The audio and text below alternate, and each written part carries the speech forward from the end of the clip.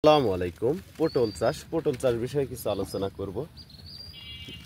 এক জমিওয়ালার সাথে কথা বলবো। দেখেন কি ধরে এটা চোখে না দেখলে আসলে বিশ্বাস করার মতো না। আসসালামু আলাইকুম কাকা। ওয়ালাইকুম আসসালাম। কেমন আছেন? ইনশাআল্লাহ ভালো আছি।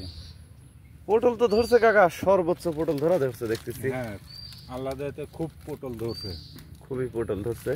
এটা মূলত লাগানো ছিল কি মাসে কাকা? এটা লাগানো ছিল অগ্রহায়ণ মাসের প্রথম সপ্তাহের দিকে।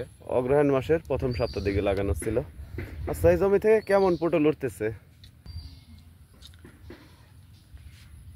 এখানে তিন মোটামুটি 15-16 মন করে পটল উঠছে পার বিঘাত। আচ্ছা, এই চারাটা কত ইঞ্চি বাই কত ইঞ্চি লাগানো ছিল আপনার? এটা হলো 1.5 হাত ফাঁকে ফাঁকে। এই যে 1.5 হাত ফাঁকে ফাঁকে যে চারাগুলি রোপণ করা, দেখেন কি সুন্দর পটল ধরে আছে, আসলে চোখে না দেখলে বিশ্বাস করার মতো না।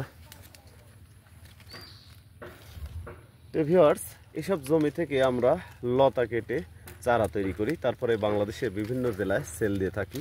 তো আপনারা যদি পটলের লতা এবং চারা সংরক্ষণ করতে চান, স্ক্রিনে দেওয়া নম্বরে যোগাযোগ করবেন আর ভিডিওটি অবশ্যই একটি লাইক শেয়ার করবেন।